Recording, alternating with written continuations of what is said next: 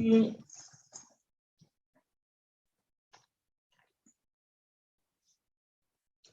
Los demás no se olviden colocar su nombre y su registro en el chat del Zoom para que tomemos la asistencia.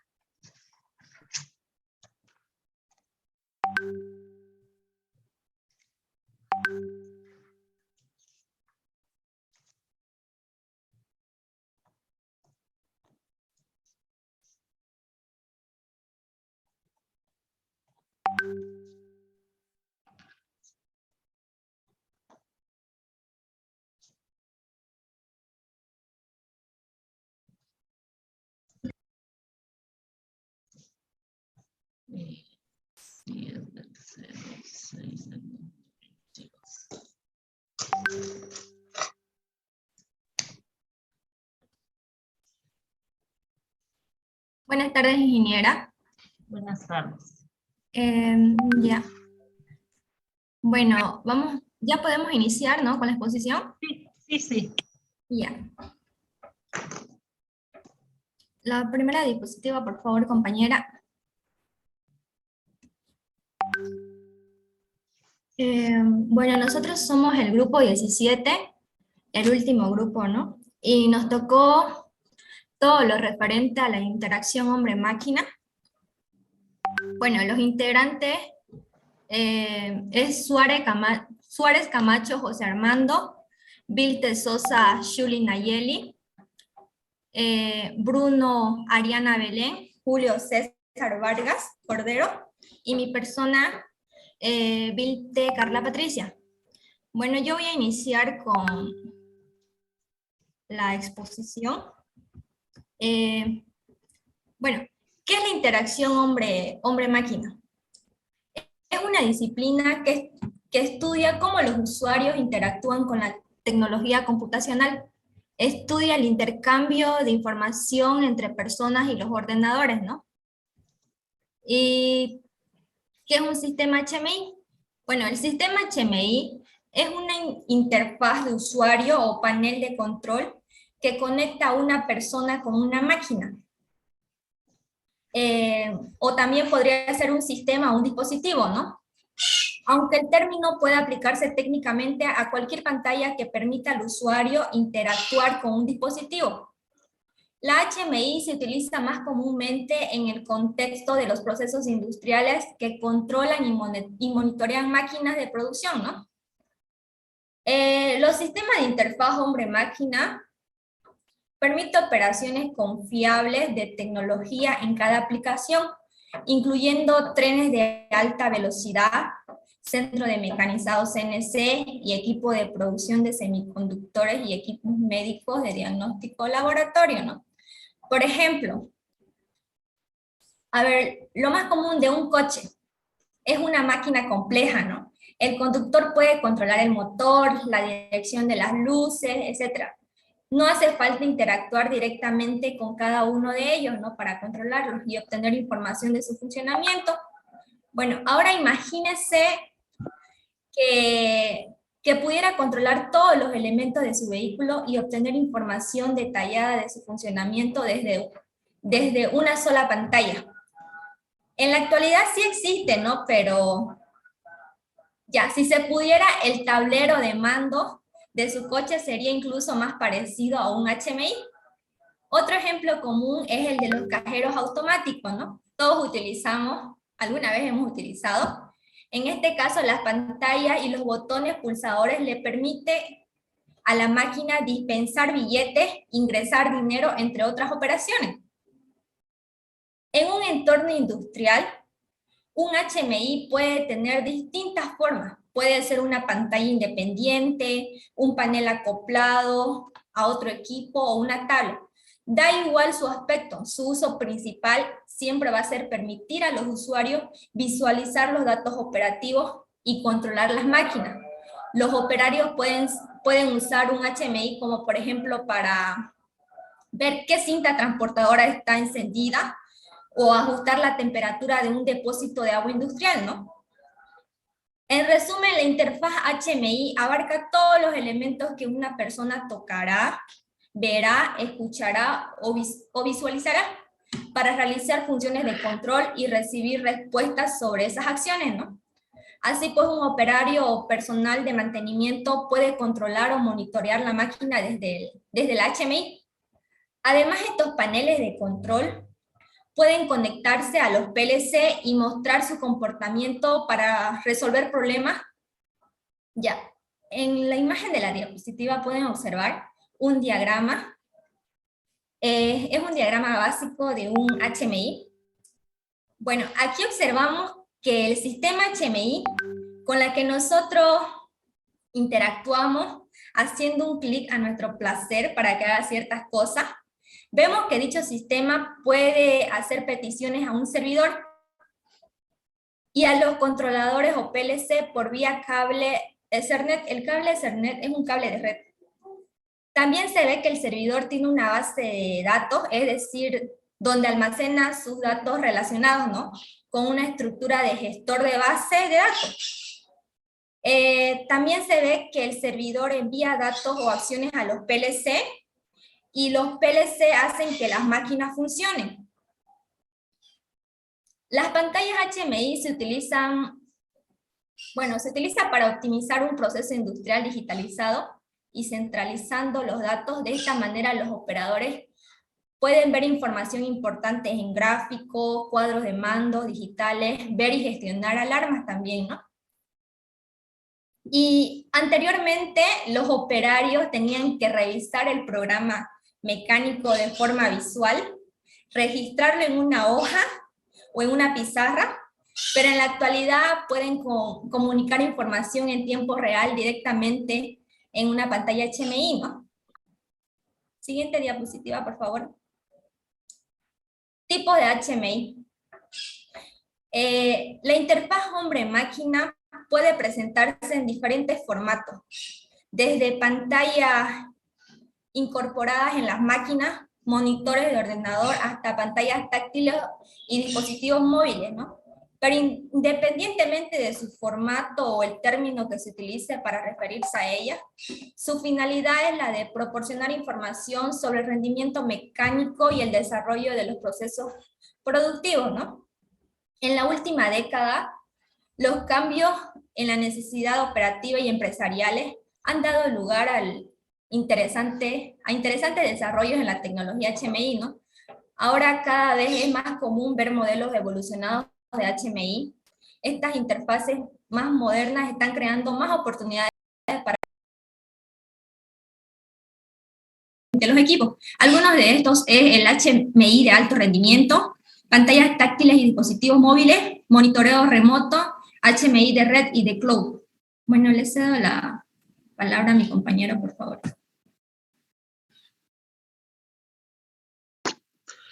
Buenas tardes, ingeniera. Buenas tardes, compañeros. Mi nombre es José Armando Suárez y voy a continuar. Bueno, mi compañera anteriormente mencionó a los tipos y ahorita los vamos a ver más a detalle. Principios básicos. Vamos con el primero, que es interfaz hombre-máquina de alto rendimiento. Simplifica el control y la supervisión del proceso y va seleccionando solo la información más esencial que vamos a usar para el proceso de los datos para un historiador. Nos dice también que este reducirá la carga en el sistema y además evitará que se detenga y no falle. También no hay que olvidar el mantenimiento y asegurarse de programar las copias diarias. Es muy esencial tener un enfoque de diseño bastante claro, porque para crear un HMI de alto rendimiento también hay que decidir cómo fluyen naturalmente los bloques de la pantalla y de cómo se debe agrupar las secciones para el operador. Los gráficos interfaz hombre-máquina deberían ilustrar el proceso de producción en la planta para que así logre proporcionar una mejor visualización a los operadores y así dar una idea de acción mucho más estable, ¿no? Aquí, como se ve en la imagen, una persona desde el ordenador maneja el PLC y del PLC va direccionado a la máquina. No es todo ya automatizado, lo que se ve hoy en día. Siguiente diapositiva, por favor. Pantallas táctiles y dispositivos móviles. Vamos con pantallas táctiles. La tecnología de las pantallas táctiles que vemos hoy en día son de forma capacitiva. Este tipo de pantalla se lo ve en los celulares, las computadoras y etcétera, ¿no? Las pantallas capacitivas están hechas de muchas capas de cristal y plástico y además están cubiertas de un material conductor como cobre u óxido de indio. Este material conductor responde con el contacto con otro conductor eléctrico como lo es el dedo humano, con un simple toque.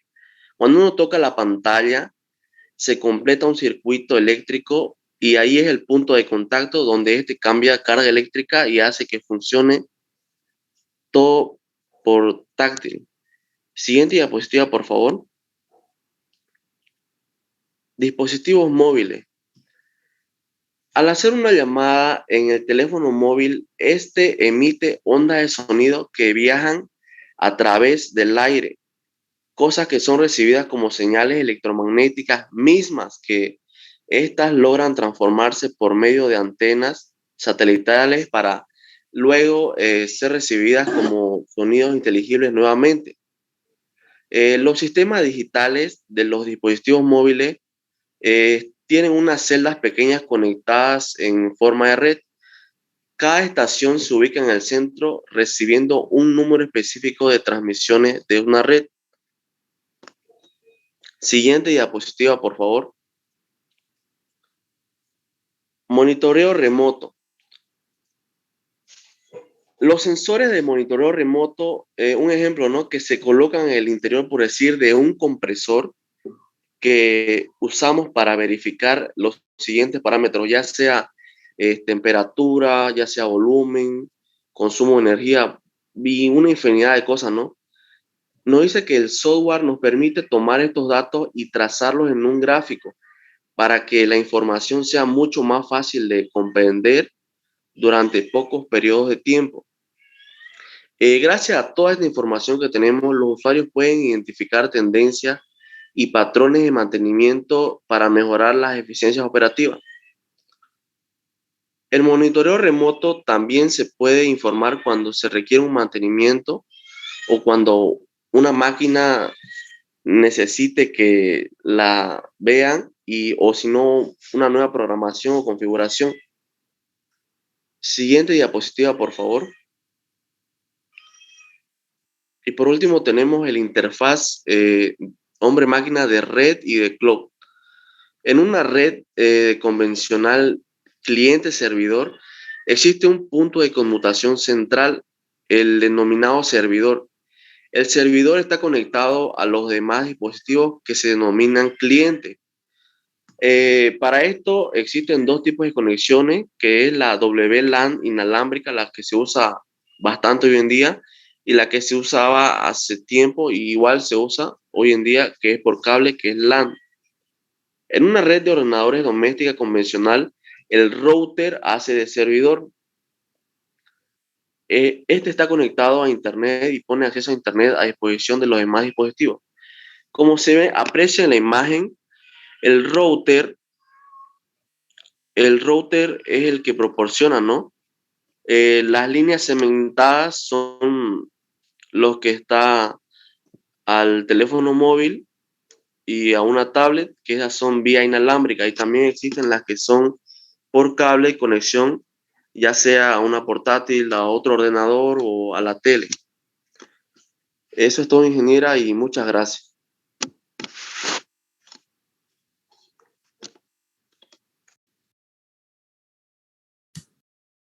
Buenas tardes, ingeniera. Mi nombre es Shuri Nayeli Vilte Sosa y continuaré con la exposición. El rango de interacción hombre-máquina. El mejor conocimiento de las condiciones de funcionamiento deseables está codificado en la pantalla y a la vista de todos y en todo tiempo. No ocultan procedimientos escritos.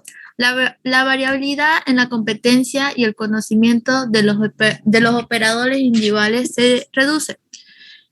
Una más, como podemos ver en la figura, son instrumentos de un compresor que se muestran de una manera diferente. Aquí en esta imagen podemos ver que el rango es normal o el deseado de cada valor que se representa claramente utilizando un rango azul claro. Se muestra la proximidad del valor a los rangos de alarma y los umbrales de bloqueo automático. Normalmente esperamos que los operadores también memoricen qué sensores son iniciadores de los interloops. Los valores en alarma se representan con un indicador de prioridad de alarma codificado de forma redundante. Con una sola mirada, ya sea cuestión de segundos, los indicadores analógicos correctamente diseñados, los operadores pueden decir que si algún valor está fuera del rango normal o por cuánto, la proximidad de la medición a las alarmas y la activación del interloop. Los humanos entienden intuitivamente las representaciones analógicas, como la temperatura se descarga normalmente a alta, que se muestran. Es fácil de detectar que a pesar de que todavía no está la alarma, las condiciones de la alarma se destacan. Al codificar información en la pantalla, el operador puede escanear efectivamente docenas de valores en pocos segundos. Esto respalda la vigilancia del proceso y la detección de tempranas anomalías. No esperamos a que una alarma indique un problema.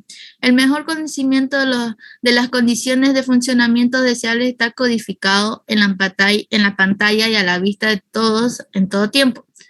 La variabilidad en la competencia y el conocimiento de los operadores individuales se reducen, en que el tiempo de la capacitación del operador también se reduce significativamente, ya que los conocimientos importantes no se adquieren con la experiencia.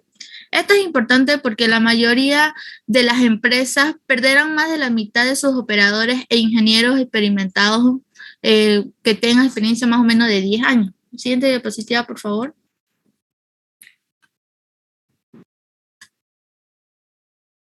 El uso y abuso del color. Es importante eliminar el uso excesivo y el uso indebido del color. Un principio importante es que el color por sí solo no se usa como el único discriminador de una condición de estado importante. Los mismos colores designados para alarmas no deben usarse para otros dispositivos triviales, minimizando su importancia. La violación del principio del color más común y peor es el paradigma del equipo rojo, que significa apagado. En la industria de la energía invierte esto con el significado rojo energizado. En la figura podemos ver que nos indica una codificación de colores deficientes frente a la práctica adecuada. Podemos observar que el color rojo-verde que se muestra es incorrectamente. La única diferencia que muestra el estado del equipo es como que el color rojo se usa generalmente como color de alarma y no debe usar para algo tan trivial como representar una condición de apagado. Estar apagado suele ser un estado normal y apropiado. Un proceso que se ejecuta normalmente no debe mostrarse en rojo. La codificación en brillo es una mejor práctica. Imagínense que hay una bombilla dentro de la bomba. Se coloca una palabra de estado junto al equipo para garantizar la claridad. Este paradigma puede extenderse útilmente en las tablas y otras representaciones. Las alarmas generalmente se indican simplemente cambiando el color de un valor de proceso o su fondo, una práctica diferente.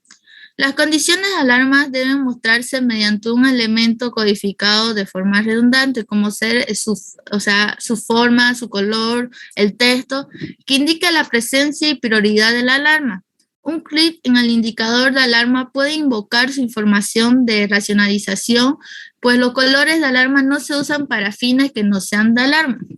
Los colores brillantes se usan para llamar la atención a situaciones anormales, no a las normales, pues un fondo gris y colores apagados minimizan el resplandor y la reflexión de la pantalla, lo que facilita una sala de control iluminada. Una paleta de colores y los usos adecuados de cada color se determinan de antemano.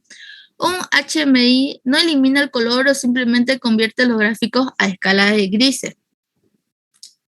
En conclusión podemos decir que Los sofisticados sistemas de control se manejan actualmente a través de HMI ineficaces y problemáticos, diseñados sin el conocimiento adecuado, pues el rendimiento del operador se puede mejorar en gran medida con HMI que reflejan los principios adecuados. Un HMI de alto rendimiento puede dar una excelente práctica, puede ser factible y accesible. Gracias.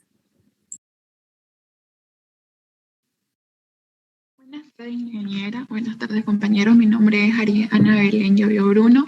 Continuando con la explicación, con la exposición, yo les voy a explicar sobre la aplicación hombre-máquina.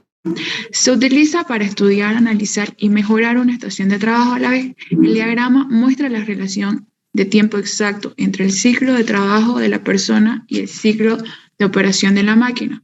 También utiliza el tiempo de inactividad para aumentar la retribución del operario y mejorar la eficiencia de producción. Esto quiere decir que indica la relación exacta del tiempo entre el ciclo de trabajo del operario y el ciclo de operación de la máquina. La interfaz hombre-máquina es uno de los aspectos más destacados de la automatización industrial. Entre las industrias que utilizan hombre-máquina se destacan energía, alimentos y bebidas, fabricación, petróleo y gas, potencia, reciclaje, transporte. ¿Qué es el diagrama hombre-máquina? En el diagrama hombre-máquina se representa de forma simultánea y cronológicamente las actividades que realiza el operario y la máquina atendida por este. Esto quiere decir que se requiere construir un diagrama hombre-máquina cuando se muestra la relación de tiempo exacto entre el ciclo de trabajo de una persona y el ciclo de la operación de la máquina. Gracias.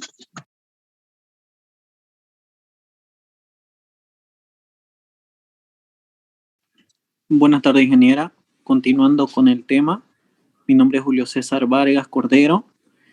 Voy a exponer las ventajas y desventajas de los tipos de HMI. Para esto vamos a entrar a las interfaces de hardware. Para ello tenemos que saber qué es un hardware. El hardware es un conjunto de componentes físicos de los que está hecho un equipo. Estos componentes representan y son componentes que pueden ser vistos y tocados. Para ello, tenemos 5 tipos de interfaces, que son el push button panels, el mobile panels, el micro panels, el panels y el multipanels. El push button panels, que es paneles de pulsadores, estos son basados en accionadores o indicadores luminosos. Paneles o pulsadores pueden ser de distintos colores, ya que son accionadores. Un ejemplo de esto podría ser una cinta transportadora que puede tener una interfaz de controlador donde puede ser de 2 colores, un verde y un rojo, que el verde puede representar que siga la cinta transportadora y el rojo puede representar a que pare. También tenemos el mobile panels, que son paneles móviles. Estos son basados con pantallas en procesador que requieren visualizaciones móviles. Mobile panels son paneles tipo tablet en donde se requiere de un operario para que pueda ser controlado. También tenemos el micropanels, que son micropaneles. Son paneles de pequeñas dimensiones basadas generalmente en pantallas LCD monocromáticas para datos alfanuméricos. Estos micropanels suelen ser mayormente al tamaño de un teléfono. También suelen tener botones y también algunos son táctiles. Después tenemos los paneles, que son paneles. Estos paneles pueden ser con botones o táctiles. Un ejemplo de ello vendría a ser una impresora, que a la vez hay algunas que tienen botones y hay otras que son con táctil. Después tenemos los multipanels. Los multipanels son sistemas con varias pantallas para operar y supervisar varios procesos en un mismo tiempo. Estos multipanels mayormente se utilizan en las industrias, ya que a través de ellos pueden controlar, digamos, en un diagrama de recorrido de un equipo, pueden controlar si un equipo está afectado o si algún componente se sube la temperatura. Siguiente diapositiva, por favor. En los interfaces de hardware, como bien decíamos, están las ventajas y las desventajas.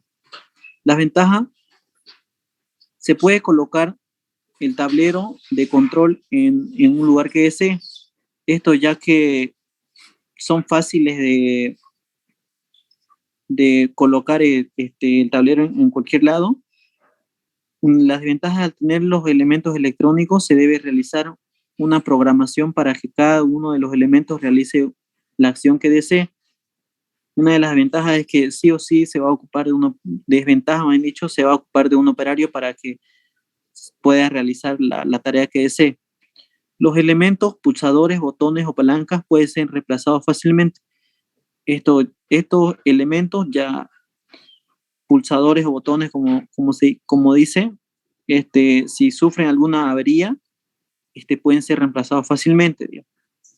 Si los elementos sufren una de las ventajas, otra de las desventajas es si los elementos sufren una avería, la función que tenga dicho elemento quedará inhabilitada. Otra de las ventajas es los costos de construcción son relativamente bajos en comparación de una HMI por software. Otra de las desventajas es los elementos que tienen que conectarse mediante cable o base de datos hacia el controlador. Siguiente diapositiva, por favor. Interfaces de software. ¿Qué es un software, no? El software es un conjunto de programas o aplicaciones, instrucciones o reglas. El software son programas que hacen posible el funcionamiento de un equipo. Como ahí tenemos un ejemplo de un software de HM Boiler Pro. Este software proporciona una interfaz perfecta entre humano y máquina. Un software es una aplicación, ¿no? Siguiente diapositiva, por favor.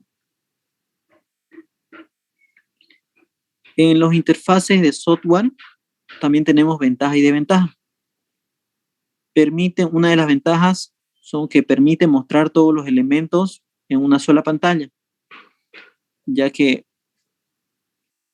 como bien decía, en una pantalla multipanels o en multipaneles se puede ver todo, ¿no? El diagrama o el diagrama de recorrido o el diagrama de producción. Una de las ventajas, la HMI debe correr sobre un CPU, debe tener siempre una pantalla para que pueda visualizar los elementos. O sea, los interfaces de software mayormente siempre van a necesitar de un operario para que los pueda controlar. Al tener todos los elementos en una sola pantalla, no es necesario la conexión entre ellos y el controlador. Se necesita realizar una conexión entre los elementos y el controlador mediante el software, que puede ser de licencia libre o pagada. Hay algunas aplicaciones que son gratuitas y otras que se las paga.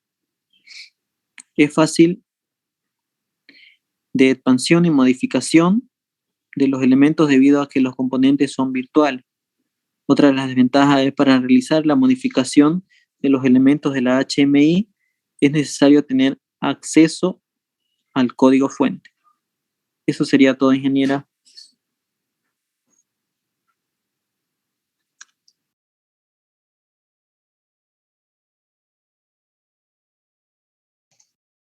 Bien, chicos, ¿hay preguntas al grupo?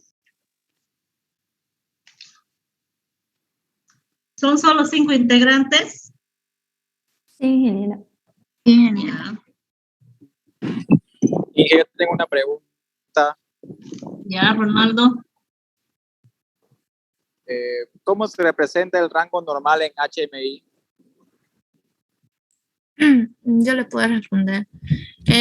Un rango normal en el HMI se puede representar con un color que puede ser el color azul claro, para así que nos muestre la proximidad del valor del rango de las alarmas y los umbrales del bloqueo automático. Ya, Yo tengo una pregunta, ingeniera. ya. A ver. Quisiera saber cuál es la diferencia entre un sistema SCADA y HMI.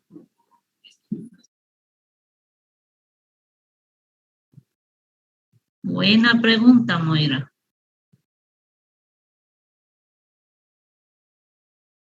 ¿Puede repetir la pregunta, por favor? Que quisiera saber la diferencia entre un sistema SCADA y un HMI.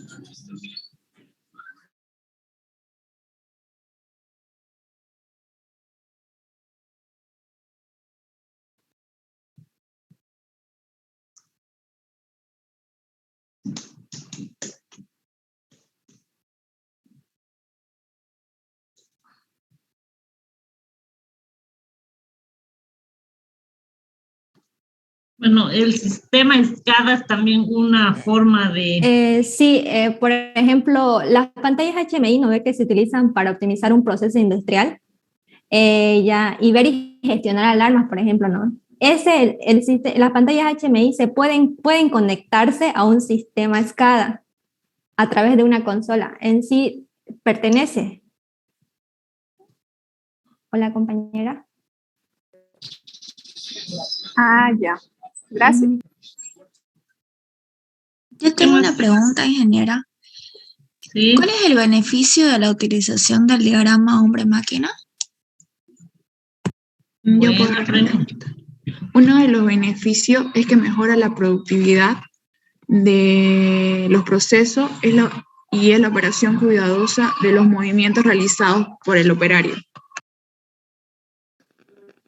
Ok, Ariana. Yo tengo una pregunta, ingeniera. Ya, primero el compañero, ¿dónde está? Ya. ¿Para qué sirve un HMI de alto rendimiento? Yo voy a responder esa ingeniera.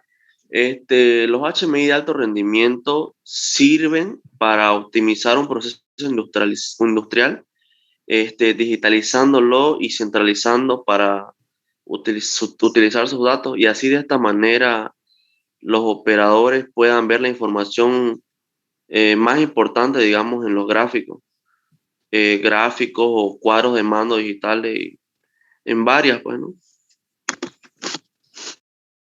Ya. ¿Qué más? Una más y se acaba. Yo, ingeniera, ¿los Ya. sistemas de interfaz hombre-máquina permiten operaciones confiables?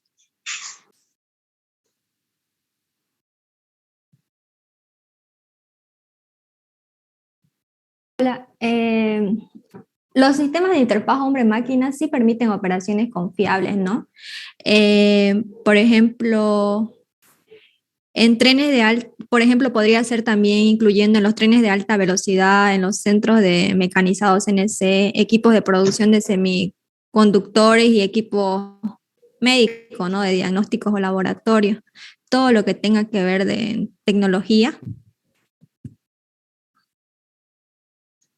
Son más precisos, pues, ¿no? Por ejemplo, para hacer una cirugía con un robot, yo tengo que ser demasiado preciso, ¿no? Porque estoy por decirles, haciendo alguna actividad que va a ir en beneficio de una persona, no puedo equivocarme, ¿no? Entonces es sumamente importantísimo esto. Bien, chicos, creo que este tema más que parte, bueno, es parte de lo que es la automatización, y creo que viene a complementar todo lo que ustedes, sus compañeros, han estado explicando, ¿no? Y han estado haciendo. Vamos a volver al Zoom porque ya se va a terminar. Yo necesito avanzar, como les dije, para que ya podemos fijar pues nuestro examen, ¿no? Entonces volveremos de que termine, de que los vuelvo yo a recibir en la clase, ¿ya? Voy a sacar la lista, aunque ya debía haberlo hecho hace rato, pero bueno. Ya, todos vuelven a ingresar, ¿ya? Chicos. Ya, no se olviden colocar su nombre y su registro también en el chat del Zoom para que yo saque la lista, ¿no? Les voy a compartir el tema que hoy quiero avanzar con ustedes. Wow, qué manera de haber abierto tantos. Ahorita, espérenme ya. Mejor me fijo cuál es. Allá.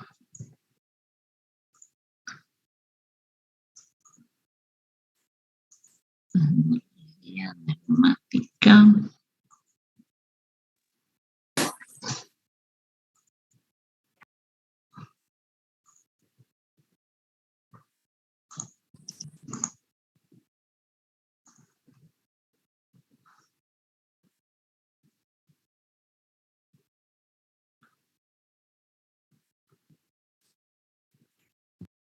Ya.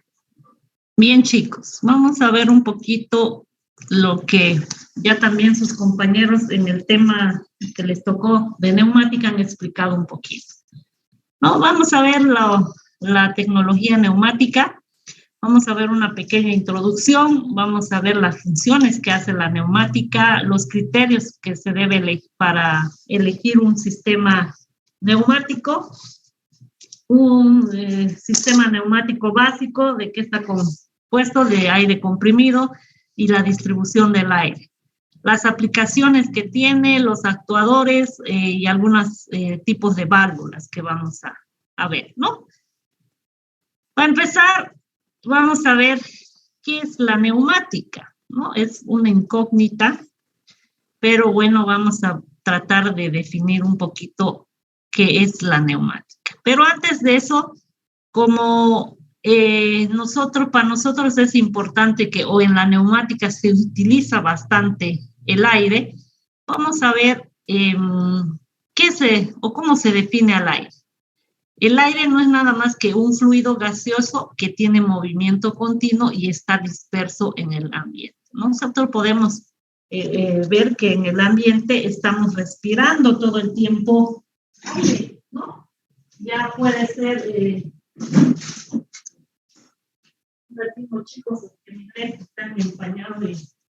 Podemos ver que el aire, para nosotros que respiramos, está compuesto por oxígeno, o hidrógeno, nitrógeno también, ¿no? En diferentes proporciones o cantidades. Esta sustancia tiene una característica que es muy importante. Gracias a que es elástica, esta se puede comprimir y nosotros podemos almacenar en algún dispositivo especial este tipo de elemento, ¿no? Este aire, al comprimirse, reducimos el volumen y cuando se reduce el volumen, se eleva la presión y la temperatura y la energía interna del piso. Entonces, estas características nos permiten utilizar el aire en diferentes compuestos, ¿no? O en diferentes actividades. Vamos a ver qué es la neumática. Entonces, ya sabiendo que en neumática se utiliza el aire comprimido, entonces vamos a ver qué es la neumática. La neumática es un sistema mecánico que está accionado por aire comprimido y se utiliza en las aplicaciones automatizadas para el control de los procesos, ¿no? Entonces, nosotros en un proceso podemos utilizar aire comprimido y esto nos va a permitir automatizar nuestro proceso. ¿Cuáles son las funciones de la neumática? Por lo general, lo que hace es detectar estados mediante sensores. ¿no? A través de los sensores podemos percibir algunos estados o cómo se encuentra el sistema o qué es lo que queremos hacer en ese sistema. Procesa la información mediante procesadores, como su nombre dice, ¿no? Lo que pasa es que una vez que nosotros a través de un sensor mandamos una señal, esta señal se va a procesar esa información y después va a realizar, ¿no ven? Después acciona actuadores mediante elementos de control. En este tipo de dispositivos siempre están conectados algunos elementos que nos van a ayudar a controlar, ¿no? Como son los actuadores. Y ejecuta los trabajos mediante los actuadores, ¿no? Entonces vamos a ver qué es importante esto. ¿Qué criterios debo tener para seleccionar un sistema neumático? Para empezar, tengo que hacer una evaluación del sistema completo. Yo tengo que ver que debe haber señales de entrada, señales de mando y señales de salida. Como ustedes pueden observar, por ejemplo, en un sistema neumático siempre va a intervenir un suministro de energía. Estos pueden ser proporcionados por los compresores, por los acumuladores, los reguladores, las unidades de mantenimiento y la distribución, ¿no? Entonces, tiene que haber elementos que suministren la energía que voy a utilizar para realizar el proceso. En esta imagen, ustedes van a poder percatarse o percibir a través de símbolos donde se pueden identificar los diferentes elementos que intervienen en un sistema neumático. En este caso, los compresores, los que suministran la energía, se simbolizan de esa manera. Cuando ustedes vean un símbolo así, ese nos permite, podemos estar hablando de un compresor, de un acumulador, de un regulador o una unidad de mantenimiento o una unidad de distribución, ¿no? Después vamos a tener las señales de entrada, como dice acá, ¿no? En este caso, nosotros tenemos sensores. Estos sensores son los que se convierten en las unidades de entrada a nuestros dispositivos. En estos vamos a tener válvulas de pulsador, válvulas de rodillo, detector de proximidades, que son elementos que se comportan como los que nos emiten señales de entrada. Acá están la imagen, o en este caso, la forma como se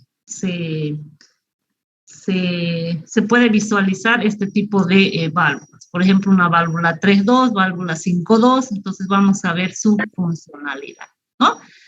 Después también tenemos los elementos de procesamiento que para nosotros son las válvulas de vía, que estas son las que nos van a mandar señales del proceso. Podemos también tener válvulas de presión o algunos temporizadores, ¿no? Esta es la simbología para ese tipo de dispositivos. En los elementos de mando o de maniobra, como se los conoce, vamos a tener unas válvulas de vías que son las que nos van a ayudar a permitir el paso del aire comprimido a través de cuando abramos o cerremos este tipo de válvula. Y tenemos las señales de salida, que para nosotros son los actuadores, y dentro de estos podemos tener los cilindros, los accionamientos mecánicos, o algunas bombas que se comportan también como señales de salida, ¿no? Es un poquito para que ustedes puedan entender que todos estos dispositivos son los que intervienen en un sistema neumático.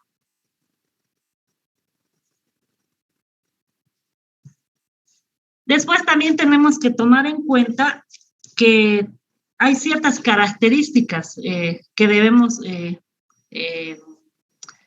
tomar en cuenta, como la fuerza, por ejemplo, el tipo de movimiento, la velocidad, la vida útil, la seguridad, la fiabilidad, la operabilidad que tengan estos dispositivos, la capacidad la capacidad de acumulación. Y especialmente el costo, ¿no? El costo es importante para que nosotros podamos elegir alguno de estos dispositivos, ¿no?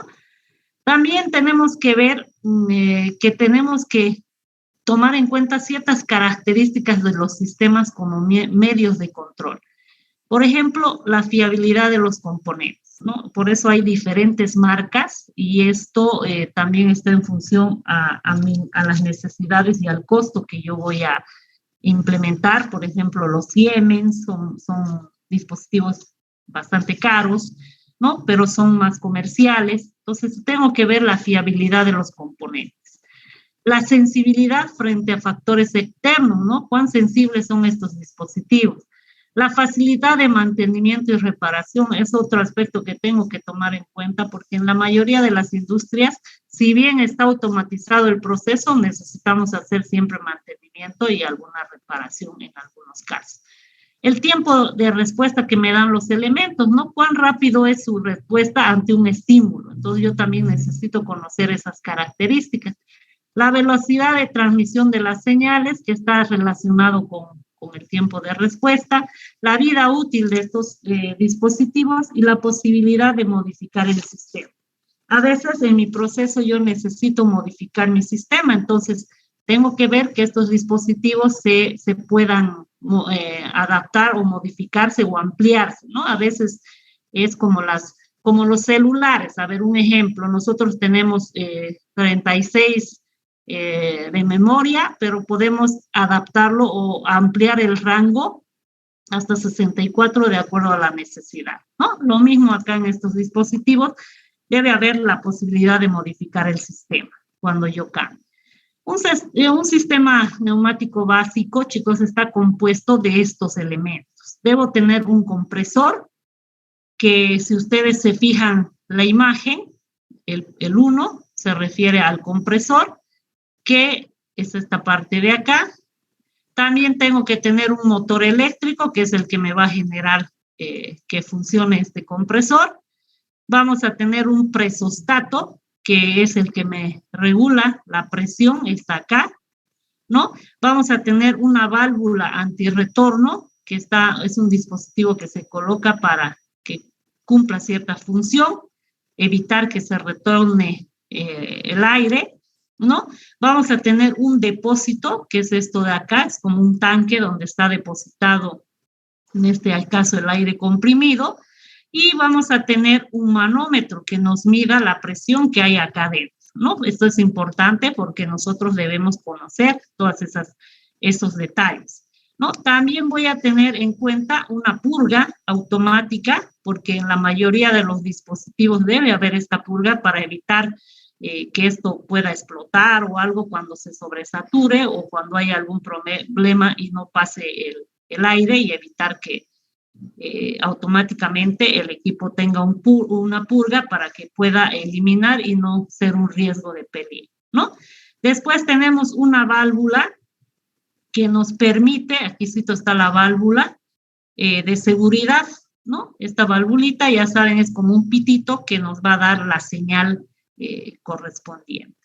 Después tenemos un secador de aire que se encuentra acá, el secador, que en realidad es este dispositivo que se coloca, y pues nosotros necesitamos que el aire que vaya a ingresar a nuestro sistema esté bien purificado, ¿no ve? Después por acá se coloca un filtro en la línea para filtrar todas las impurezas que tiene el aire y permitir la entrada del aire limpio. Esto es en la producción y el tratamiento del aire. Esta parte de acá ya corresponde al circuito de utilización de ese aire. Vamos a tener una toma de aire que está acá a través de esta tubería. Vamos a tener también en esto una purga automática, por si acaso, por seguridad. Vamos a tener una unidad de acondicionamiento del aire, que es esto de acá, ¿no? Vamos a tener una válvula direccional, que acá nos va a permitir dirigir, y vamos a tener un actuador, que en este caso es el cilindro, y los controladores de la velocidad que están colocados acá para ayudar a controlar el movimiento de ese cilindro a través de este actuador, ¿no? Entonces, este es más o menos un sistema básico de lo que debe constar el sistema neumático.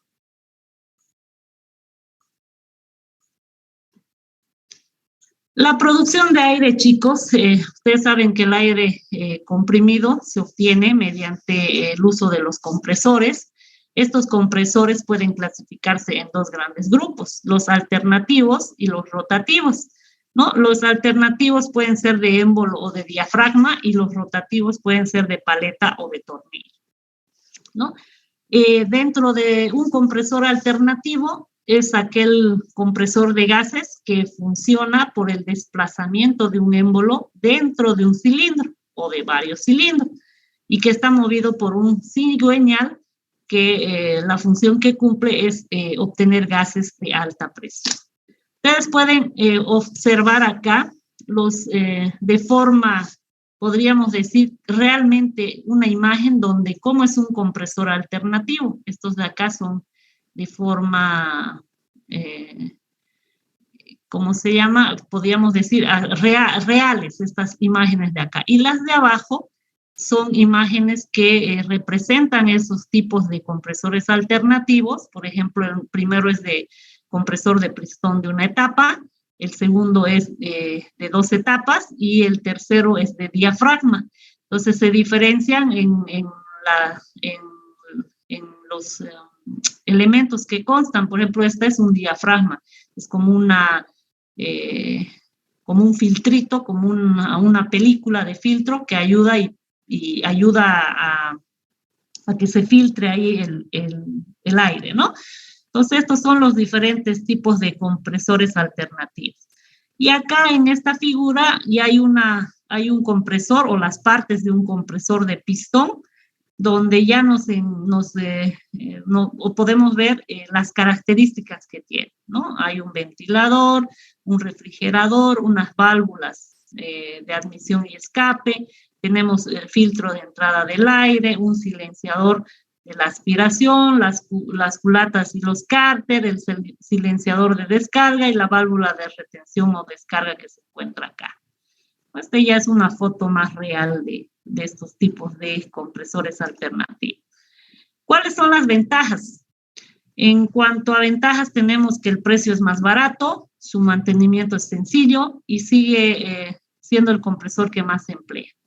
Las desventajas que tiene también son la regulación de la capacidad por etapas, frecuentes mantenimientos hay que hacerle a este tipo de dispositivos y las temperaturas de descarga más elevadas, lo que implica más consumo de aceite. Entonces, esas son las desventajas de este tipo de compresores.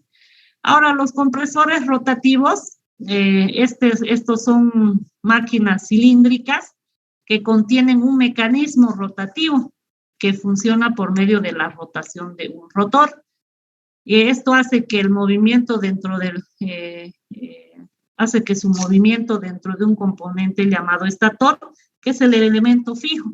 Sus compañeros también ya han explicado que era un rotor, que era un estator, ¿no ve? Y entonces este tipo de compresores son muy usados también, ¿no? Acá están algunos ejemplos, los compresores de paletas, el compresor de tornillo y los compresores turbocompresores radiales que también se usan bastante, ¿no? ¿Cuáles son las ventajas de estos? Son de tamaño pequeño, son silenciosos, el flujo es continuo de aire, se hacen de fácil mantenimiento y bajo consumo de electricidad. Pero también tiene algunas desventajas. Solo se aplica este tipo de compresores a los sistemas de refrigeración, entonces no puede utilizar en otro tipo de industrias y que las reparaciones de estos son un poco más complicadas, ¿no? La distribución del aire, chicos, comprimido en un sistema puede hacerse de dos maneras, a través de un sistema de control de lazo abierto o el de lazo cerrado. Vamos a ver cuál es la diferencia entre uno y el otro. En el caso de los sistemas de lazo abierto, es aquel sistema que solo actúa el proceso sobre la señal de entrada y da como resultado una señal de salida independiente. Estos sistemas se caracterizan por ser sencillos y de fácil conceptos. También nada asegura su estabilidad ante una perturbación. Entonces, fíjense, si hay una perturbación, tampoco van a ser adecuados este tipo de sistemas, ¿no? La salida no se compara con la entrada porque son independientes. Es afectado por las perturbaciones y la precisión depende de la previa calibración que se haga al sistema. Entonces, estos deben ser previamente calibrados para ser utilizados. Por ejemplo, ahí en el ejemplo tenemos un sistema de lazo abierto. Podemos encontrar que son independientes. La señal de entrada nos da como resultado una señal de salida independiente, ¿no? Podemos tener el transductor, el controlador y directo va a la planta y eso me va a proporcionar una salida directa. En cambio, los compresores, los sistemas de control de lazo cerrado, estos son diferentes. Son los que la acción de control está en función de la señal de salida, ¿no? Entonces, este sí es importante, no hay una retroalimentación en esto. Sus características son complejos, pero de amplio parámetro. Además que la salida se compara con la entrada y sí le afecta al control del sistema. Estos tienen su característica por ser, por su propiedad de retroalimentación. Un ejemplo de estos de lazo cerrado sería el termotanque de agua que utilizamos para bañar, ¿no? Por ejemplo, ahí vamos a tener un transductor. Ese transductor se va a través de un controlador, se va a ir a la planta, va a generar una señal de salida. Esa señal de salida a través de un sensor va a volver a nuestro sistema, al controlador y va a volver a hacer el ciclo, ¿no? Entonces, esta es la diferencia entre un sistema y el otro. Para nosotros, en los sistemas de distribución del aire comprimido, también tenemos conductos de líneas secundarias. Estos conductos lo que hacen es la distribución del aire comprimido como una superficie refrigerante, o sea, actúan como una superficie refrigerante.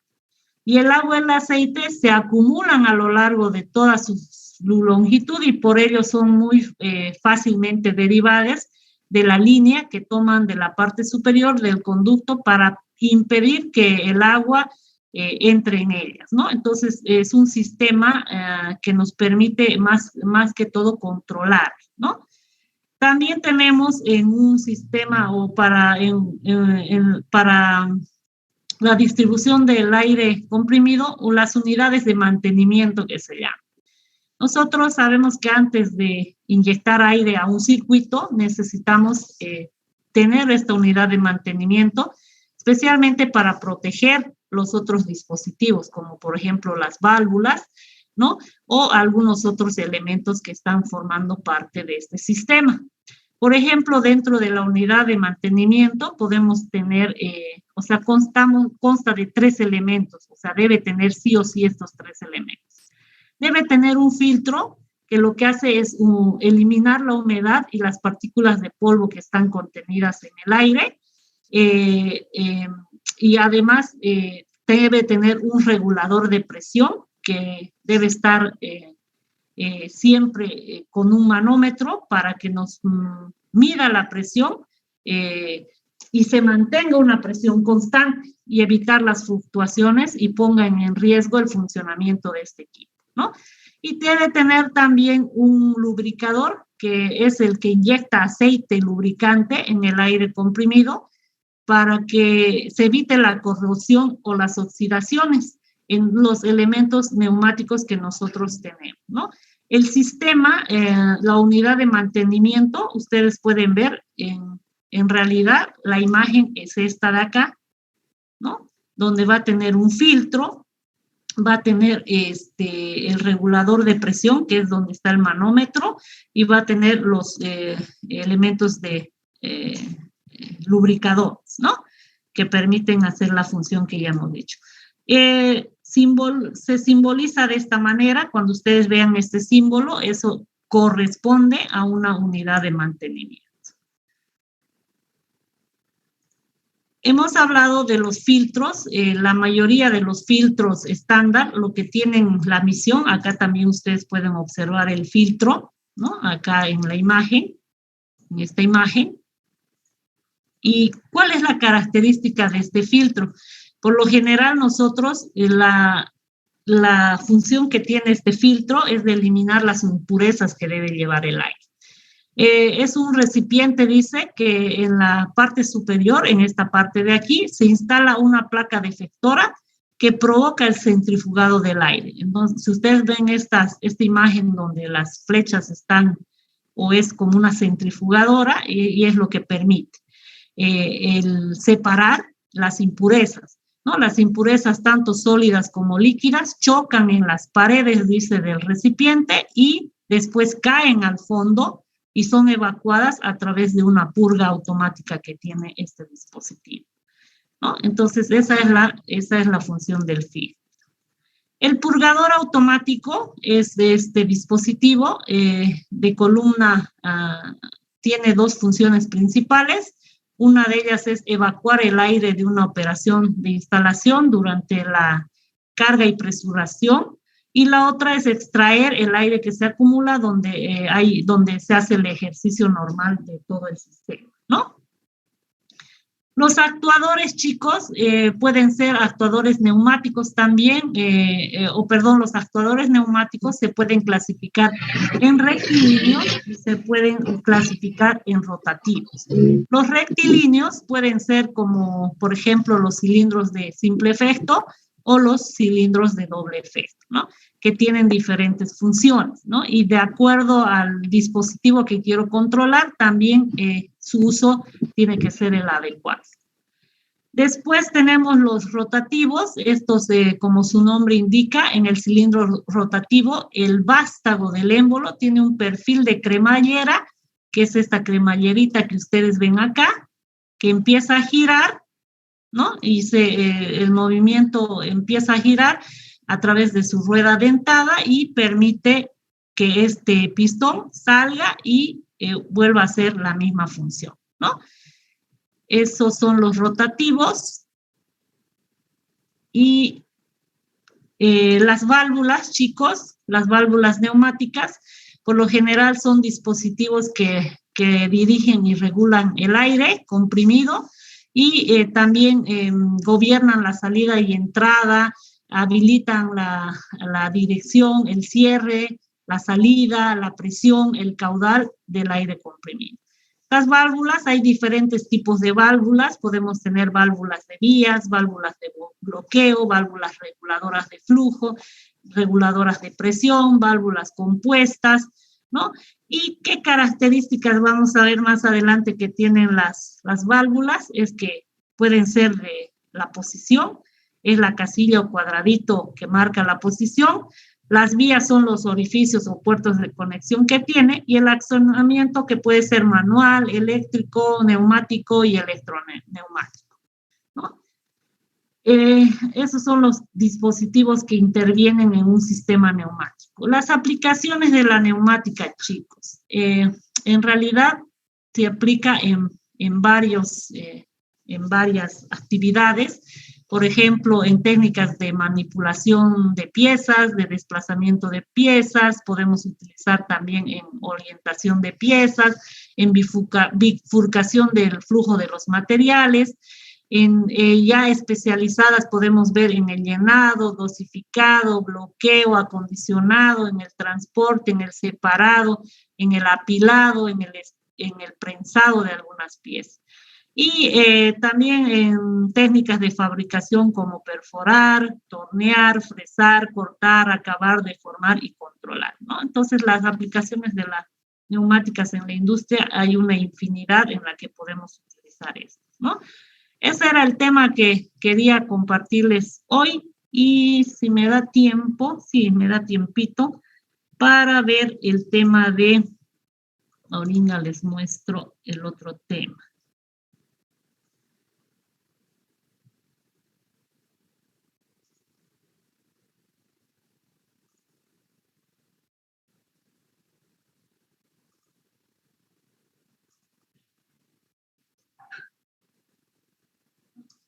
Espérenme, ahorita se colgó mi máquina o no se quiere abrir. A ver.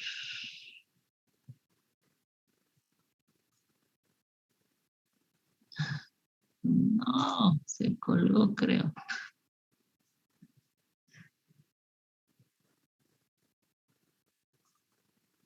Ay, chicos. Es viernes, parece que no quiere.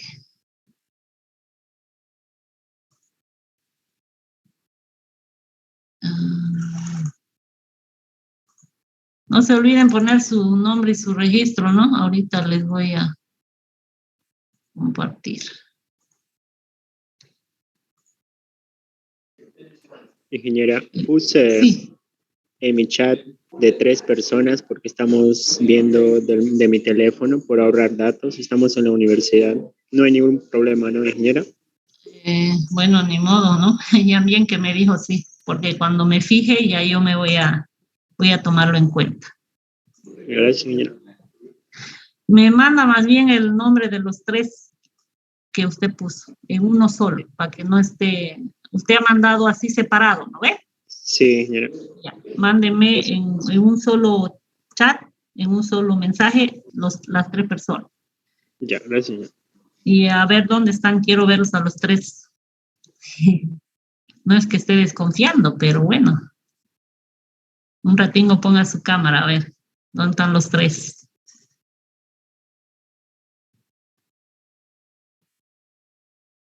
¿Me escuchó, joven?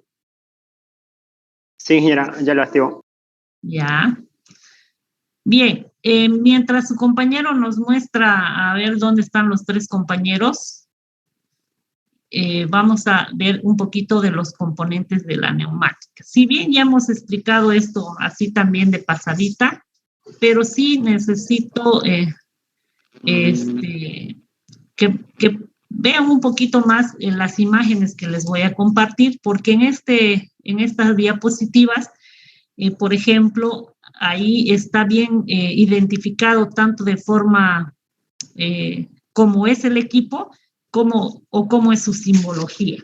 Por ejemplo, acá tenemos el compresor neumático y fíjense que esto es necesario que ustedes aprendan la simbología, chicos. ¿Por qué? Porque estos símbolos son los que van a utilizar ustedes para cuando me estén haciendo el examen. El examen lo vamos a dar de forma presencial, se les va a dar un caso. Si bien vamos a aprender o con el auxiliar han estado aprendiendo a manejar el FluidSync, que es un programa donde yo meto y tiene que correr el programa del sistema neumático, ¿no? De lo que ustedes quieren mostrarnos, si hacer mover un cilindro, ¿no?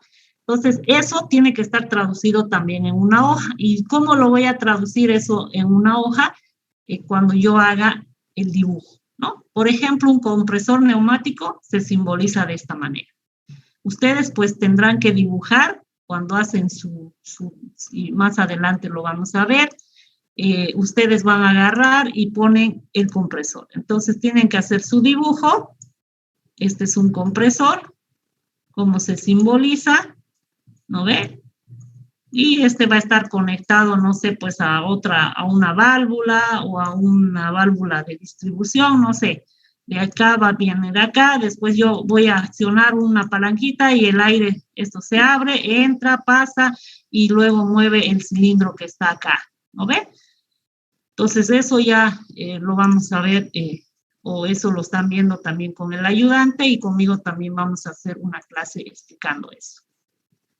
Acá está como les decía, el compresor neumático. Aquí está el depósito donde se guarda el aire comprimido. Tenemos los manómetros donde nos van a medir. El termómetro nos va a medir temperatura y el manómetro nos va a medir presión. Hay una válvula limitadora de presión que ya saben para qué función cumple, un purgador. Y fíjense cómo este tipo de dispositivo se simboliza. Ustedes dibujan esto, este es un compresor, o un depósito, perdón. ¿no? Después vamos a tener los elementos de protección, que son la unidad de mantenimiento, como hemos dicho, es esto, y su simbología es esta de acá. También vamos a tener los elementos de control, que son unas válvulas, y fíjense, la simbología de la válvula es esta. También tenemos que tener elementos de transporte, que para nosotros son las tuberías, y cuando ustedes vean este dispositivo, esta es una representación de la tubería. Y los elementos de trabajo, que en este caso son los cilindros, como pueden observar acá, y acá ya tenemos los diferentes tipos de cilindros que ustedes vayan a utilizar, cilindros de simple efecto o de doble efecto, ¿ya? Antes que se corte, voy a sacar la lista, por si acaso. ¿Dónde está? Ingeniera, estamos acá en la sala de estudio. Ya, está una, he visto a su compañera, a usted, ¿y quién más? Dos compañeras y usted. Sí. Ya, ok. Luis Miguel, gracias.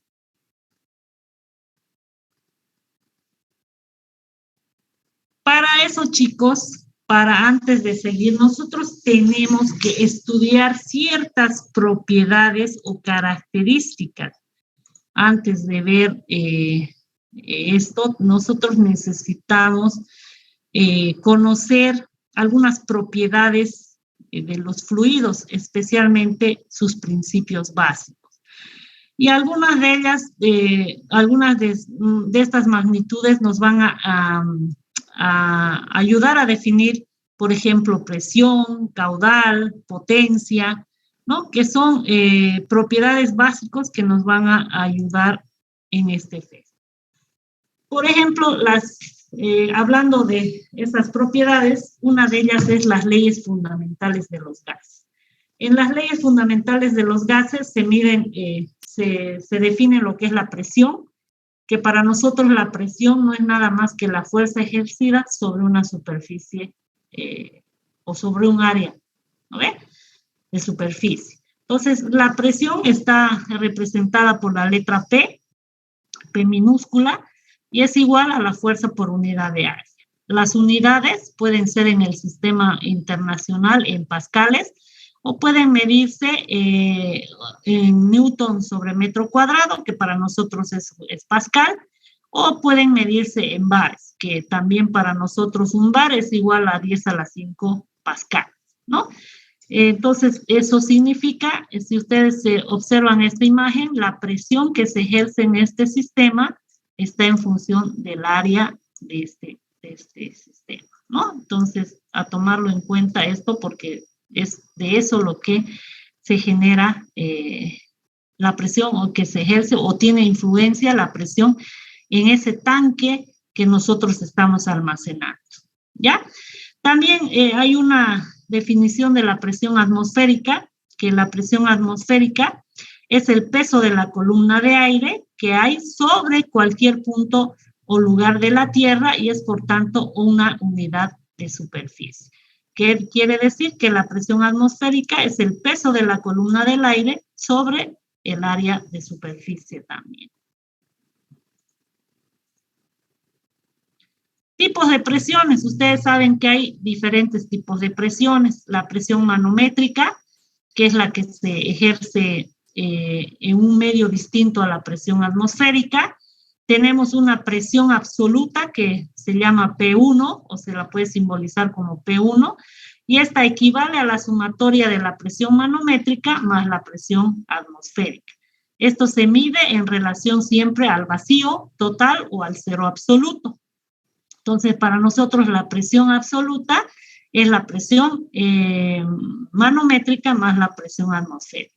Y la presión relativa, que podemos llamar la presión P2, esta mide la diferencia de la presión absoluta y la presión atmosférica.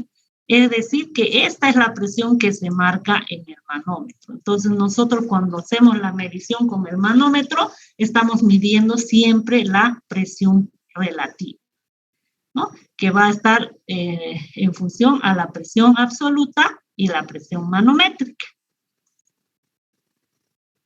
También hay otras propiedades que intervienen en esto, en un sistema neumático, porque estamos hablando de los volúmenes. Entonces, para nosotros vamos a aplicar los principios o leyes que rigen el comportamiento de los gases, que en este caso, y esto ya lo hemos visto en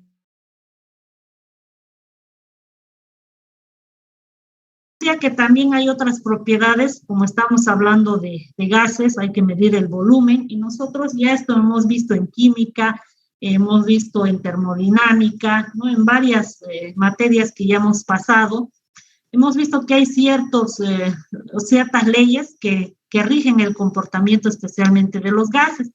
Aquellas leyes son la ley de Boyle-Mariotte, que nos hace la relación entre la presión y el volumen de un gas cuando la temperatura se mantiene constante, ¿no? ¿Qué quiere decir esto?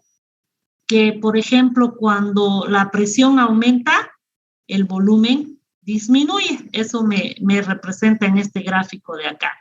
Yo puedo decir que la presión por el volumen 1 va a ser igual a la presión por el volumen 2, a la presión 2, ¿no? En este caso, la temperatura se mantiene constante, ¿no? Entonces, cuando el volumen, cuando la presión está aumentando, el volumen disminuye. El volumen, dice, es inversamente proporcional a la presión. Si la presión aumenta, el volumen disminuye. Si la presión disminuye, el volumen aumenta, ¿no? Entonces, eso me indica la ley de Boyle y de Mariotte. También hay otra ley que ustedes recuerdan, es la ley de Charles y Gay-Lussac, que es la que dice que es la relación entre la presión y la temperatura de un gas cuando el volumen se mantiene constante. La anterior era cuando la temperatura se mantiene constante. En la ley de Boyle, en la ley de Charles y Gay-Lussac, acá el volumen se mantiene constante. Podemos utilizar la presión sobre la temperatura 1 es igual a la presión 2 sobre la temperatura 2 cuando el volumen es constante.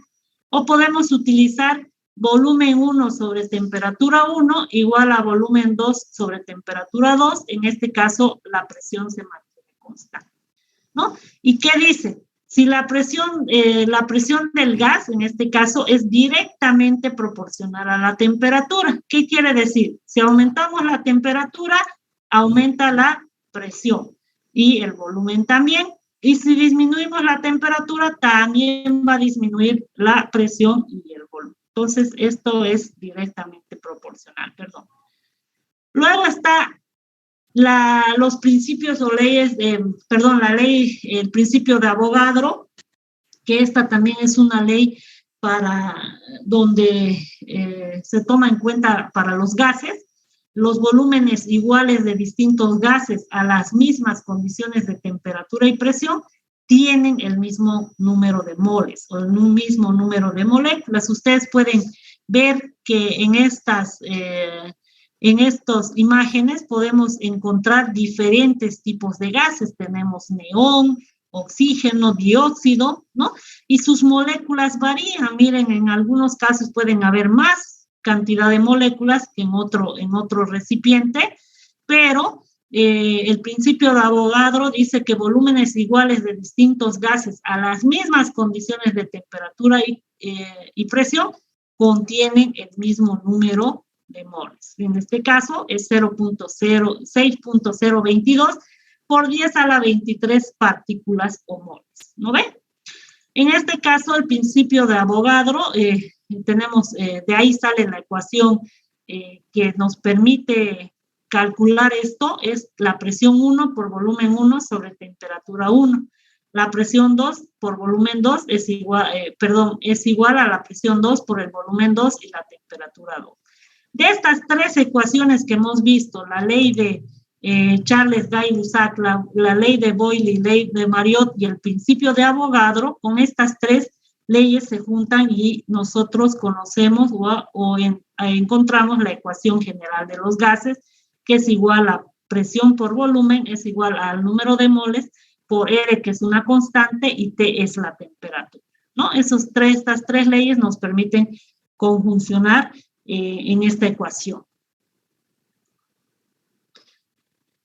Hemos visto también los componentes de un sistema neumático y podemos ver que uno de ellos es el compresor. Este compresor son máquinas encargadas de aspirar el aire de la presión atmosférica, luego lo comprimen a una presión más elevada y es la que se utiliza para los sistemas neumáticos. Por ejemplo, el aire, en este caso, nosotros tenemos el compresor, el aire de la atmósfera que está acá, es absorbida por esta tubería, entra al compresor y de acá ya sale el aire comprimido, ¿no? Esta es una imagen real de un compresor y esta es la simbología que se utiliza para los compresores, ¿no? Entonces tienen que ir estudiando lo que es la simbología, chicos, ¿no? Eso tienen que aprendérselo de memoria. Luego tenemos elementos neumáticos con movimiento giratorio, que son que transforman la energía neumática en un movimiento de giro mecánico. Son los motores de aire comprimido, ¿no? Cuando a esto les llega el aire comprimido, estos giran y pueden girar en un solo sentido o en dos sentidos. Su velocidad y su fuerza depende también del fluido, ¿no? Esta simbología, fíjense con esta cosita acá, nos representa el motor con un sentido de giro. En esta otra imagen podemos ver como dos flechitas acá. Esto nos representa un motor con doble sentido de giro, ¿no? Entonces, de acuerdo al dispositivo que yo use, también la nomenclatura debe ser la correcta. También hemos dicho que dentro de los componentes tenemos el depósito del aire comprimido, cuya función es almacenar el aire, minimizar los arranques del compresor. También tiene la función de enfriar el enfriamiento adicional del aire. Tiene una válvula de seguridad, hemos dicho que tiene un termómetro y tiene un grifo de purga, ¿no? Que cumplen diferentes funciones. También posee una tapa de inspección visual que nos permite realizar de forma visual el control, ¿no? De cómo está funcionando esto. Esta es la forma con la que se representa la simbología de un depósito del aire comprimido. Cuando ustedes vean esta nomenclatura, van a ver que esta flechita es un manómetro y esta flechita con un bulbito acá abajo es el termómetro, ¿no? Entonces, esa es la simbología que ustedes van a ir viendo. Acá hay, miren, las bombas, los compresores y los motores. La simbología va a depender también de cómo se los representa para poder yo utilizar, ¿no? Pero esto es más para que ustedes vayan conociendo. También la unidad de mantenimiento tiene, un sistema de compresión tiene una unidad de mantenimiento. Uno de los componentes también es la unidad de mantenimiento. Esto ya lo hemos visto. ¿Cuál es la función? Es purificar el aire comprimido, ajustar una presión constante del aire y añadir aceite comprimido para lubricar los demás elementos como los cilindros o los motores neumáticos. Ustedes esta es una foto real y fíjense que acá está representado a detalle cómo se simboliza esto, ¿no?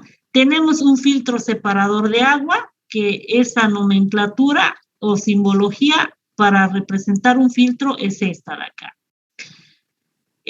Tenemos un regulador de presión, que es esto de acá, ¿no? Y acá está también con esta simbología de acá. ¿No? Y tenemos un manómetro que ustedes lo pueden observar. El manómetro está acá. Tenemos también un lubricador, un filtro lubricador que es este de acá, ¿no? Y si ustedes, esta simbología es a detalle y esta es la simbología utilizando o dentro del cual están todos los símbolos a detalle, ¿no? Entonces ahí ustedes van a poder observar esa nomenclatura. En realidad esto ya hemos visto en el anterior, en las anteriores diapositivas que les he mostrado, pero acá un poquito más, más específico en cuanto a la nomenclatura y la simbología que se usa. También tenemos, miren, elementos de control, que para nosotros los elementos de control no son más que las válvulas. Las válvulas en neumáticas se pueden comparar con los interruptores eléctricos, ¿no? Con la diferencia de que la energía es el aire comprimido. Esos interruptores que nosotros utilizamos para encender y apagar la luz. También con objeto de identificar rápidamente las características de una válvula, sus funciones y aplicaciones, y el número de entradas y salidas que puede tener, porque aquí se pueden fijar, miren, hay una entrada a través del 1, una salida, y aquí también hay otra, acá también, perdón, el 1 puede ser entrada, el 2 también entrada, y el 3 puede corresponder a salida, ¿no? Va a depender también de las aplicaciones que nosotros tengamos para ver cuánto va a ser el número de entradas y cuánto va a ser el número de salidas que necesitamos para el accionamiento de un sistema. En este caso se utilizan abreviaturas y símbolos, pues si observamos el dibujo podemos que representarlas en forma real y es muy laborioso. O sea, de forma real hay que dibujar muy bien una válvula, ¿no ves? Pero para eso podemos utilizar una simbología. Por ejemplo, como les decía, para ver el número de posiciones en una válvula, nosotros, o cómo se representa el número de posiciones, indica el número de estados posibles que puede adoptar una válvula. Así, la representada en el dibujo tiene dos posiciones, una en reposo, posición 1, y otra accionada, posición 2. Miren, acá está la posición 1, donde está en reposo, y la posición 2 está accionada. Por eso es que acá está con línea punteada, ¿no? Ustedes pueden ver, es que se ha accionado esta válvula, y ya en la otra está en la posición accionada, en la 2, ¿no ven? Cada posición, dice, cada posición posible de una válvula se representa mediante un símbolo formado por un cuadrado. Observa los dibujos y los símbolos, dice. Entonces, para nosotros, el cuadradito representa una posición, ¿no ve? Dice, después, el número de vías, dice, son las entradas y salidas que puede tener una válvula. Es decir, el número de orificios de conexión sin contar los accionamientos. Entonces, así la válvula representada tiene 3 vías, ¿no? ¿Por qué 3 vías? Una acá, otra acá y otra acá. Entonces, si ustedes la misma, la pueden observar en la imagen. Entonces, sin tomar en cuenta los accionamientos, ¿no? Entonces, a eso se refiere el número de vías. El número de posiciones indican los cuadrados. Están representadas por los cuadrados. ¿Qué más tiene? La posición, dice, de paso abierto para una válvula se representa por medio de una flecha de un extremo al otro cuadrado. De acá hasta acá es válvula de paso abierto. Ahora, la posición de bloqueo, dice, de flujo, se muestra por una línea cortada y esto se simboliza la interrupción del flujo. Cuando ustedes vean un sistema de acá, es que no está pasando el flujo, está bloqueado. Las conexiones se agregan con pequeñas líneas en los costados de los rectángulos, ¿no? Estas pequeñas líneas son las conexiones que puede tener esta válvula. Veamos algunos de los símbolos más comunes. Por ejemplo, un cuadradito, una posición. 2 cuadraditos de 2 posiciones. 3 cuadraditos de 3 posiciones y así sucesivamente. Entonces, el cuadradito nos simboliza una posición, ¿no?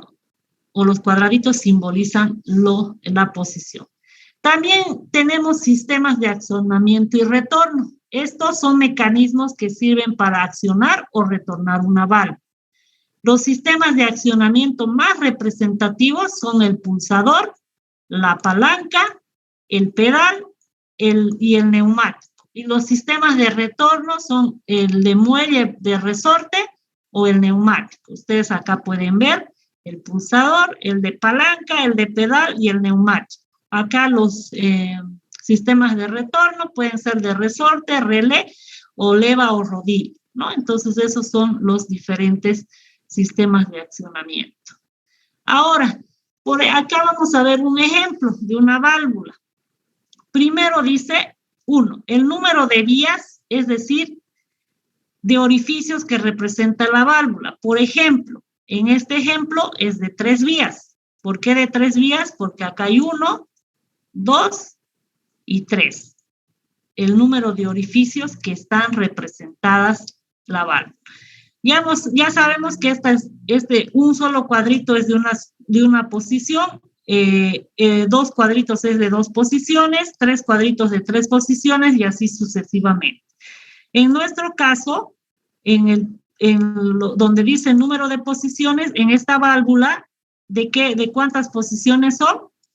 De 2 posiciones porque tiene 2 cuadritos. Una y el otro cuadrito está acá, 2 cuadritos.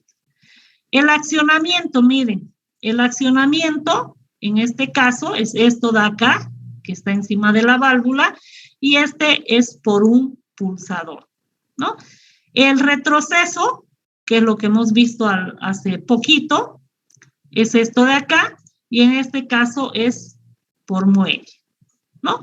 ¿Cómo se nombra una válvula? En este caso, en este ejemplo, podemos decir que esta es una válvula 3-2, ¿cómo se llama? Normalmente cerrada y con pulsador por muelle, ¿no? Es 3-2 porque tiene 3 entradas o 3 vías, 2 posiciones, por eso se llama 3-2, ¿no? Y para ver, en este caso, si está normalmente cerrada, se representa por NC y NA va a representar el normalmente abierto. Después dice, en ocasiones también se indica la posición normal. Es aquella en la que se encuentra la válvula cuando no hemos accionado, ¿no? En la de arriba dice, cuando está sin accionar, el aire no pasa. Acá no va a pasar, no está accionado, ¿no? Por lo que se llama normalmente cerrada. Y en la de abajo, en esta de acá, fíjense, se ha accionado esto y esta flechita se ha venido acá abajo.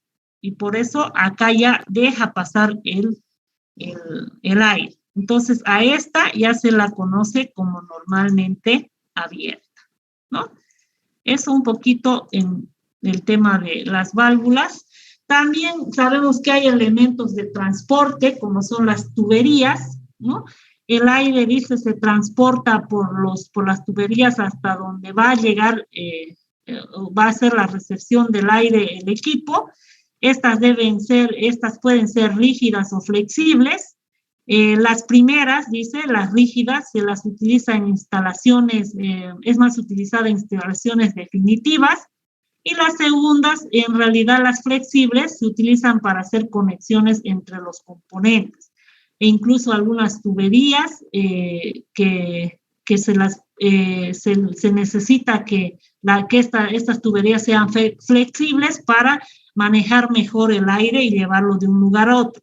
Esto se puede facilitar el diseño con colores para diferenciar, ¿no? Entonces, es importante eso.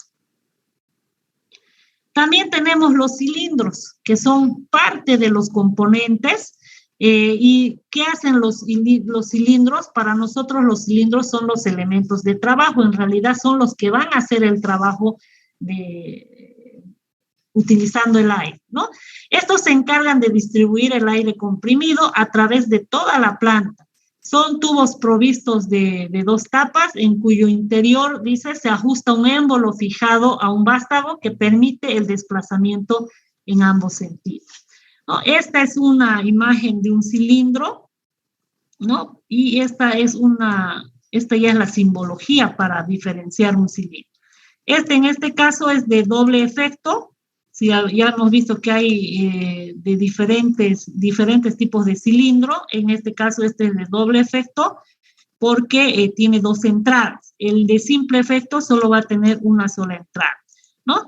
En el caso de estos cilindros, se suministra el aire por A, dice, por acá entra el aire, ¿no? Estando libre el extremo de B.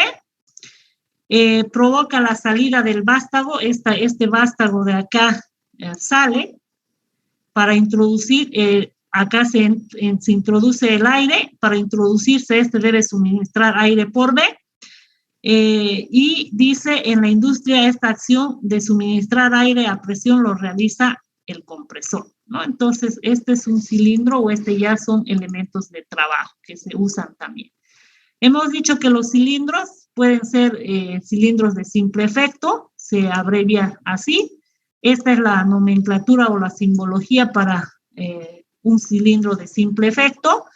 El trabajo se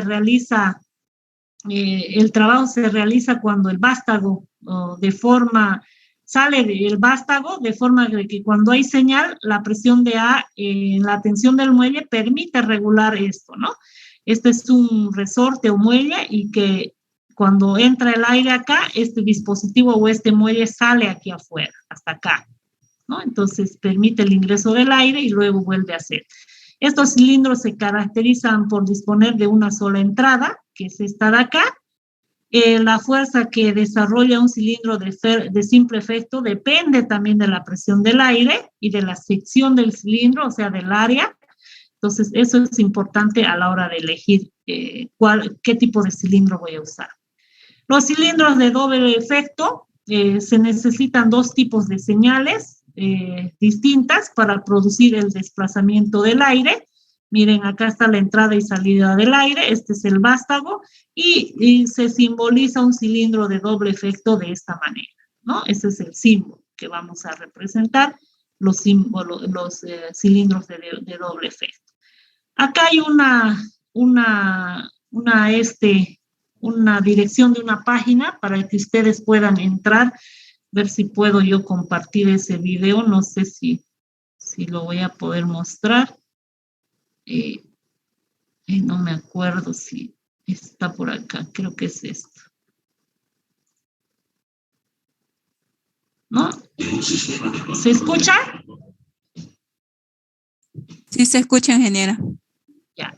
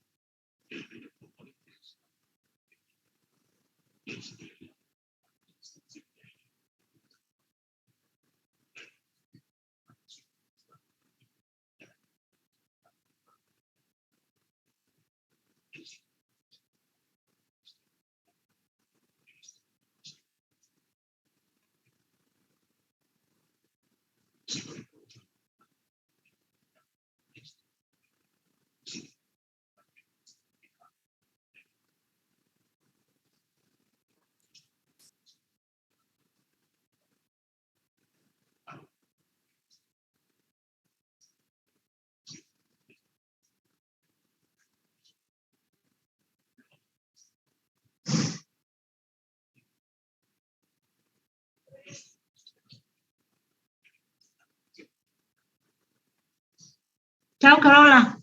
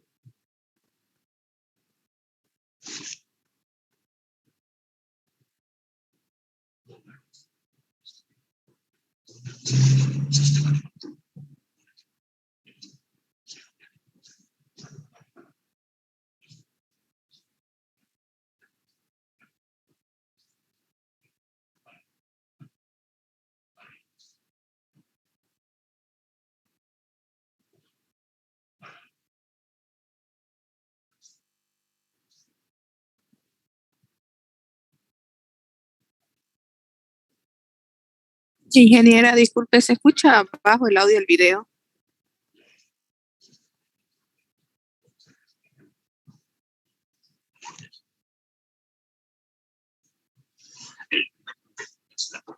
Ahora.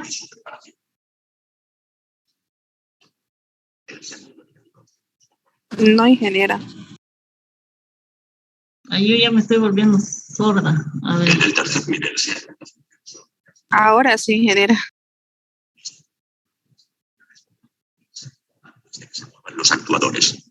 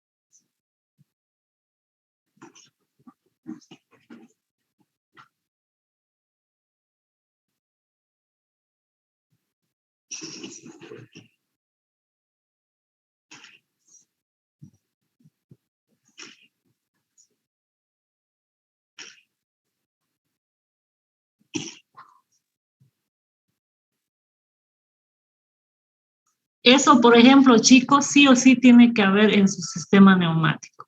Entonces, ustedes tienen que tener esos 5 niveles para accionar este dispositivo, ¿no? Entonces, de acuerdo a eso, ustedes este mismo dibujo lo tienen que plasmar en el examen cuando se les dé la pregunta o lo que se quiere hacer. Ustedes tienen que tomar en cuenta eso, ¿no? A la hora de hacer. Por eso les he puesto este video, porque fíjense que explica bien clarito.